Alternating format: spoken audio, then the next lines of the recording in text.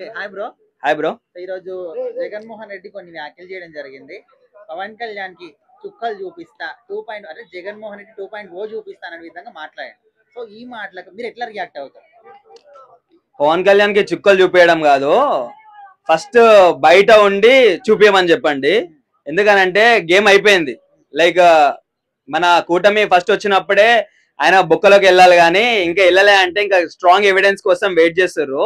So ఇప్పుడు ఒక 5 to 6 months లా అన్నగారు మళ్ళా రిటర్న్ వెళ్ళిపోవాలి. ఏమంటారు, కర్మే ఫలి అన్నట్టు టిట్ ఫార్ టాట్. ఇంత ముందు మన చంద్రబాబు నాయుడుని ఏ విధంగా సతాయించిండు, వాళ్ళ ఇంట్లో ఆడవాళ్ళని ఎలా అబ్యూజ్ చేసిండు, ఇవన్నీ దృష్టిలో తీసుకుంటే జైలు శిక్ష కాదు కదా, మరణ శిక్ష పడ్డా మేము హ్యాపీయే.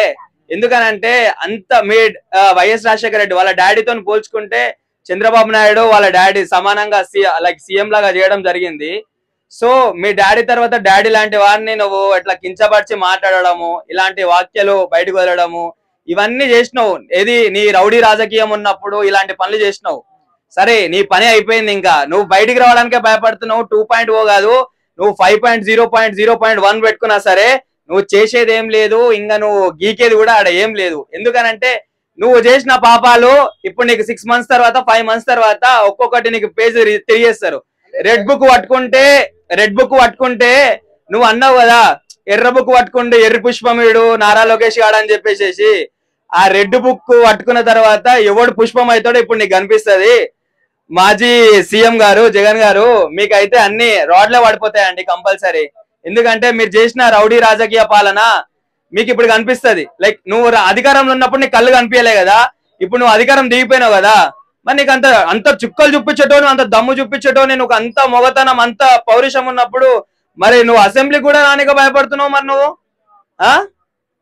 నువ్వు ఏదో కవరింగ్ చేసుకొని కవర్ డ్రైవ్ ఆడుతున్నావు అని చెప్పేసి మాకు తెలుసు. దాంట్లో విరాట్ కోహ్లీ పెద్ద చెక్ డ్రైవ్ ఆడతాడని చెప్పేసి నువ్వు మళ్ళా ఈడ బ్యాట్ ఉపడాలు మనకు అనవసరం. అదంతా సోదొద్దు, జైలుకు పోతే చాలా మంచిగా ఉంటాయని చెప్పేసి చాలా మంది వెయిట్ చేస్తారు. జగన్మోహన్ రెడ్డి అంటే అసలు అతన్ని అంటే జగన్మోహన్ రెడ్డి పాలన అంటే నాకు ఇష్టమే. అంటే చాలా అంటే నేను జగన్మోహన్ రెడ్డి ఫ్యాన్ని నేను. అంటే ఆయన పాలన ప్రతి ఒక్కటి మా కేసీఆర్ ఏ విధంగా పాలించిండో జగన్మోహన్ రెడ్డి పాలన కూడా. జగన్మోహన్ రెడ్డి పాలనలో అతను చేసిన అమ్మఒడి, ఆ స్కూళ్ళని డెవలప్మెంట్ చేయడం, అంటే పిల్లలకు చదువును కూడా చాలా బాగా ఇచ్చాడు. రాష్ట్రం అభివృద్ధి చెందలేదు. అంటే నార్మల్ గా మాకు తెలంగాణ ప్రభుత్వం వచ్చిన తర్వాత మహారాష్ట్రం కూడా అట్లనే ఉంటుంది. కేసీఆర్ దాన్ని చేతుబట్టి మా రాష్ట్రం అభివృద్ధి చేసిండు. కేసీఆర్కి అయినా కేటీఆర్ అయినా. ఇప్పుడు జగన్మోహన్ రెడ్డి కూడా సంక్షేమ పథకాలు పెట్టిండు, కాకపోతే ఐటీని డెవలప్ చేయలేకపోయాడు. ఆంధ్రాలో ఐటీని డెవలప్ చేయలేకపోయాడు. ఇప్పుడు చంద్రబాబు నాయుడు పవన్ అన్న ఇప్పుడు కలిసి కట్టుగా వచ్చారు కదా. ఇప్పుడు నారా లోకేష్ వచ్చేసి 100% ఈ 6 నెలల్లో ఐటీ కంపెనీస్ తీసుకొచ్చే అవకాశాలు ఉన్నాయి. అతను ఆల్రెడీ విదేశాలకు వెళ్ళి విజిట్ చేస్తూ ప్రతి ఒక్కరితో మాట్లాడుతూ మినిమం ఒక 4-5 ఐటీ కంపెనీస్ ఆల్రెడీ యాక్సెప్ట్ చేసినారు. కేవలం పవన్ కళ్యాణ్ తోనే చంద్రబాబు నాయుడు విజయం సాధించడం జరిగింది. పవన్ కళ్యాణ్ 150 సీట్లకు 180 కావచ్చు, 150 పవన్ కళ్యాణ్ 21 మొత్తం కలిపి 180 సీట్స్. అంటే పవన్ కళ్యాణ్ పోటీ చేస్తే మాత్రం 150 సీట్లు 100% పవన్ కళ్యాణ్ గెలుస్తాడు. ఇప్పుడు జగన్మోహన్ రెడ్డి ఈ విధంగా మాట్లాడుతున్నారు కదా, మరి ఈయన పవన్ కళ్యాణ్ చుక్కలు చూపిస్తాడా, పవన్ కళ్యాణ్ జగన్మోహన్ రెడ్డి చుక్కలు చూపిస్తాడా? పవన్ కళ్యాణ్ జగన్మోహన్ రెడ్డికి చుక్కలు చూపిస్తారా అంటే ఆల్రెడీ చుక్కలు చూపించడానికి పవన్ కళ్యాణ్ రెడీ ఉన్నాడు. కానీ ఎప్పుడు చూపించాలో డేట్ ఫిక్స్ చేసి ఉన్నాడు. కానీ ఎప్పుడు ఆషామాషగా ఎప్పుడు పడితే అప్పుడు పనిచేస్తాడు కాదు కదా పవన్ కళ్యాణ్. ఆచి తూచి ఆలోచించి అడిగేస్తాడు. ఆయన అడిగేసినా చేసినా కూడా అది గట్టిగా ఉంటుంది. జగన్మోహన్ రెడ్డి కూడా కొంచెం ఆచితూచి చూసి మాట్లాడాలి. ఇప్పుడు వెనుక బ్యాక్గ్రౌండ్ లో 11 మంది ఎమ్మెల్యేలు ఉండే, ఇప్పుడు అలాగే 2-3 వేలు, ఒక 2 వేలు, ఇంకో 2-3 పోయేటట్టున్నారు, ఎవరు లేరు. కానీ అంత అయినా కూడా 11 మంది ఎమ్మెల్యేలతో గెలిచినా కూడా పవన్ కళ్యాణ్ పోయి మాట్లాడంటే నార్మల్గా మీటప్ చేసుకొని పవన్ కళ్యాణ్ మంచిగానే ఉన్నాడు. కానీ పుల్లలు పెట్టే అవకాశాలు జగన్మోహన్ రెడ్డి చేస్తాను కాబట్టి అట్లాంటివి చేయొద్దని కోరుకుంటున్నాను. పవన్ కళ్యాణ్ తో ఢీకొట్టే సత్తా జగన్మోహన్ రెడ్డికి ఉంది ఇప్పుడున్న కాలంలో. పవన్ కళ్యాణ్ కు ఢీకొట్టే సత్తా జగన్మోహన్, కానీ నేను జగన్మోహన్ రెడ్డి ఫ్యాన్ గా నేను ఏం మాట్లాడలేకపోతున్నాను. నిజం చెప్పలేదు ఉంది పోయి చెప్పన్నా ఆ. చెప్పన్నా నువ్వు చెప్పన్నా నీ అభిప్రాయం చెప్పన్నా. ఇక పవన్ కళ్యాణ్కి ఢీ కొట్టే అంత దమ్ము ఉన్నదో లేదో నాకు తెలియదు. కానీ జగన్ ఫ్యాన్ ఏమిటి ఎందుకు తడబెడుతున్నావు? అది జగన్ ఫ్యాన్. పవన్ జగన్ కళ్యాణ్ అదే ఇష్టమా? పవన్ కళ్యాణ్ జగన్ నేను పాలిటిక్స్ పరంగా నేను జగన్ ఫ్యాన్. ఆ, పవన్ కళ్యాణ్కి వచ్చేసి నేను ఫిలిం ఇండస్ట్రీ, నాకు ఫిలిం ఇండస్ట్రీలో రియాలిటీ 100% నేను పవన్ కళ్యాణ్. ఓకే, అన్న, ఒక నిజం చెప్పన్నా, కళ్యాణ్ గారు ప్రజల కోసమే వచ్చారని నమ్ముతున్నారా మీరు ఒక జగన్ ఫ్యాన్ గా? 100%. పొలిటికల్ లో పవన్ కళ్యాణ్ గారు పొలిటికల్ రాకముందే పవన్ కళ్యాణ్ గారు పొలిటికల్ రాకముందే ప్రజల పక్షం. ఆ. కేవలం ప్రజల గురించే పార్టీ స్థాపించిండు, ప్రజల గురించి అతను వచ్చిండు అని. ఇప్పుడు అతను వచ్చిన తర్వాత మన జగన్మోహన్ రెడ్డి గెలిచిండు. దాని తర్వాత పవన్ కళ్యాణ్ విలువ తెలిసి జనం అనేది 100% పవన్ కళ్యాణ్కి ఓట్లేసి 21 సీట్ గెలిపించిండు. 3 సీట్లు ఎంపీగా గెలిపించారు.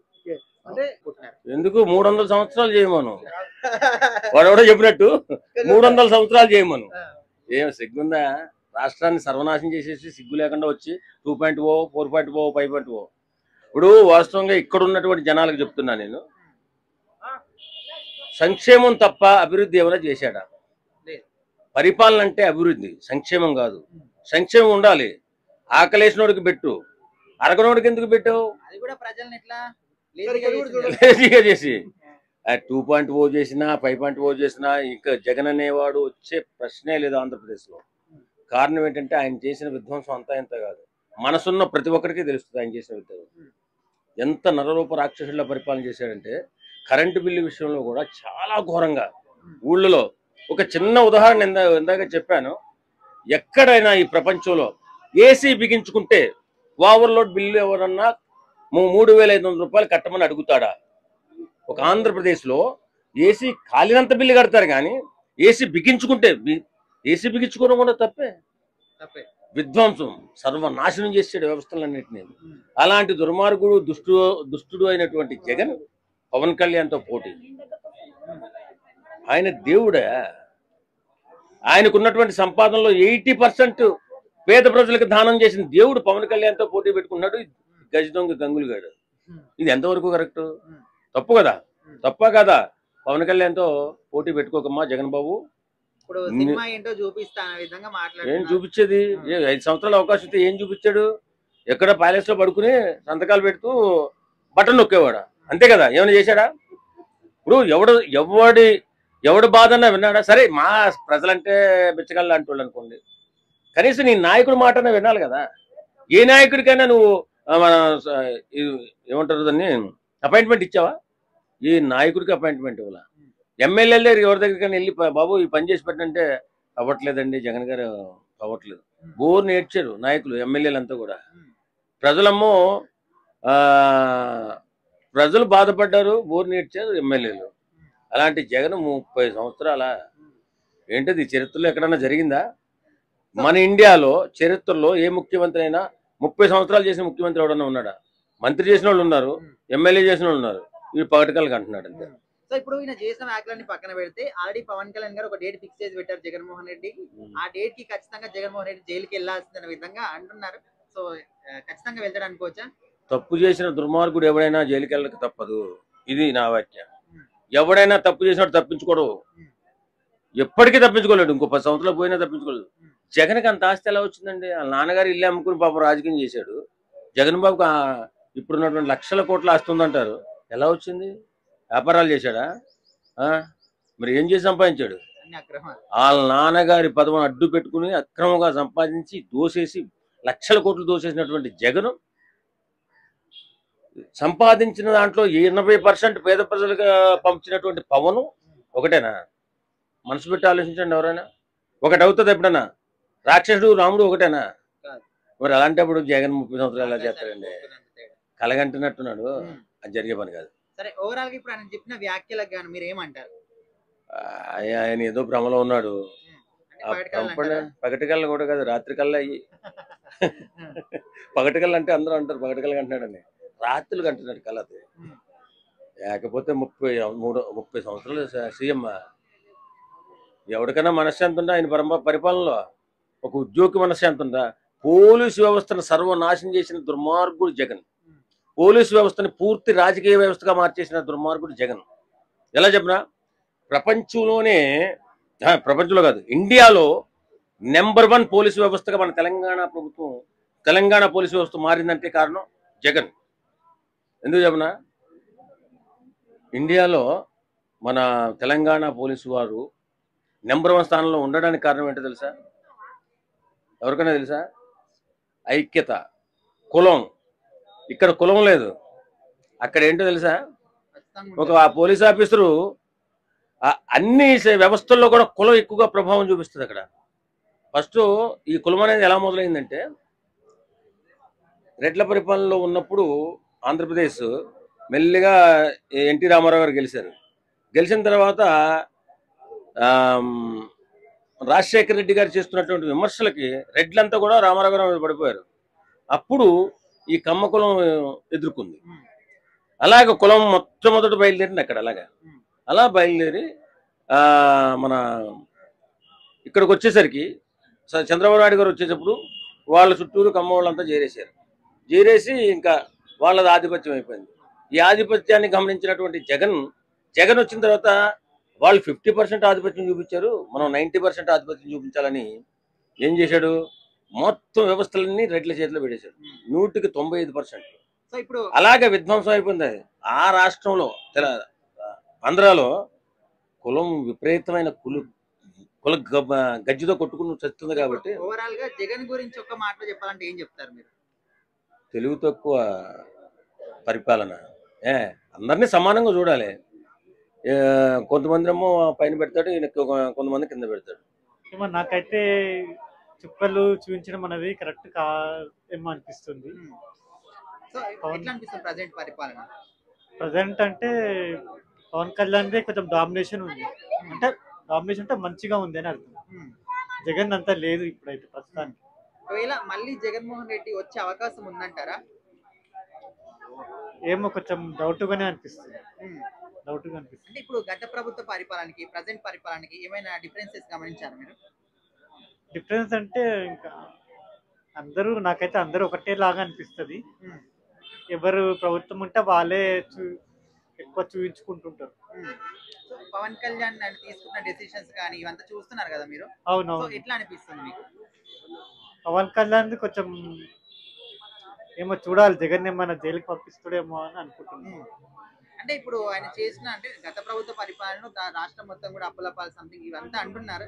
సో ఇప్పుడు జగన్మోహన్ రెడ్డి ఖచ్చితంగా జైలుకు పోవాల్సిందే కూడా అంటున్నారు. సో ఖచ్చితంగా పోతాడు అనుకోవచ్చా? పోతాడని అయితే అనుకోవచ్చు, ఎందుకంటే ఆయన చాలా చేశాడు క్రైమ్స్. ఉన్నాయి, ఛాన్సెస్ అయితే ఉన్నాయి, కానీ మంచిగా కేసు అనేది గట్టిగా స్ట్రాంగ్ గా ఉండాలి. స్ట్రాంగ్ గా ఉంటే పోయే ఛాన్సెస్ ఖచ్చితంగా ఉన్నాయి. సో మొత్తంగా ఓవరాల్ గా ఇప్పుడున్న కూటమి ప్రభుత్వం గురించి ఏం చెప్తారు మీరు? ఒక్క మాట అంటే బాగుంది, కూటమి బాగుంది. అన్న చూడు, రాజకీయం అన్న తర్వాత నెగిటివ్ థాట్స్ కంపల్సరీ వస్తాయి. ఆపోజిట్ వర్గాలు ఏదన్నా అన్నా కూడా అన్ని పట్టించుకుంటూ పోతే, ఇప్పుడు సోషల్ మీడియా వచ్చినాక దాన్ని ఒక చిన్న వర్డ్ని 10 రకాలుగా విస్తరించి చెప్తున్నారు చాలా మంది కూడా. ఇప్పుడు దాన్ని ప్రతిదాన్ని పట్టించుకున్నామంటే రాజకీయాలకు కాదు, మన ప్రజలకు కూడా చాలా సమస్యలు ఎదురవుతాయి. ఇది ఏంటంటే కొన్ని మాటలు వినాలి, కొన్ని మాటలు వదిలేయాలి. రాజకీయం అన్న తర్వాత రామారావుకే, మహానుభావుడు రామారావుకే తప్పలేదు 82లో, అవునా కదా? విజయవాడలో తొడగొట్టి సవాల్ చేసిన వాళ్ళు చాలా మంది కూడా ఉన్నారు. అది రాజకీయ పరంగా ఆలోచిస్తే మాత్రం ఆ వర్డ్ని ఆయన ఏ ఉద్దేశం నుంచి అన్నాడో అది మనకు తెలియదు. ఆ వర్డ్ అనేది దాన్ని మనం వైరల్ చేయడం అనేది సబబు కాదు. రాజకీయ పరంగా ఎవరికైనా కంపల్సరీ పోటీ ఉంటుంది. ఇప్పుడు నువ్వు నేను సరి ఉజ్జులైనప్పుడు, నువ్వు ఓటమి పాలైనప్పుడు, నేను గెలిచినప్పుడు నాకు ఇగో ఫీలింగ్ అట్టయితే నాకు కూడా. కాబట్టి దాని గురించి మనం ఏమంటాం, ఏదో ఒక టాపిక్ మాట్లాడాలి. ఆల్రెడీ అసెంబ్లీలోనే మాట్లాడాలి, లేదంటే బయట మీడియా ముందర మాట్లాడాలి. అది తెలియాలి కదా. ఆ యుగోని వాళ్ళు బయట పెట్టుకుంటారు అంతే తప్ప ఎవరికి కక్ష ద్వేషాలు, ఎవరికి రాజకీయ పరంగా. జగన్మోహన్ రెడ్డి గెలిచినప్పుడు 5 సంవత్సరాల పరిపాలనలోనే ఆయన విపరీతమైన వ్యతిరేకత వచ్చింది ఆయన మీద. మరి ఇప్పుడు 30 సంవత్సరాలు నేనే ఉంటాను మాట్లాడినా, అసలు నెక్స్ట్ 5 years అన్న వస్తాడు అనుకుంటున్నారా మీరు? అన్న ఇది నిర్ణయించేది నువ్వు నేను కాదు, ప్రజలు నిర్ణయించాలా. నేను కూడా మళ్ళీ సీఎం పవన్ కళ్యాణ్ కావాలి అనుకుంటా. పవన్ కళ్యాణ్ సీఎం అవుతాడని నేనేం చెప్పలేను కదా. అది ప్రజల చేతిలో ఉంది. ప్రజలు చేతిలో ఉంది అంటే ఏ విధంగా ఉంది అది కూడా చెప్తా చూడండి. ప్రజల చేతిలో కూడా నువ్వు చేసే మంచిని బట్టి, నువ్వు చేసే ప్రవర్తనను బట్టి, నీ బిహేవియర్ని బట్టి, నీ అలవాట్లను బట్టి ప్రజలు నిర్ణయిస్తారు తప్పితే నేనే రాజు, నేనే మంత్రి అంటే ఎవరు ఒప్పుకోరు. అది ఓటు రూపంలో ఒక సామాన్యుడు నిరూపిస్తాడు.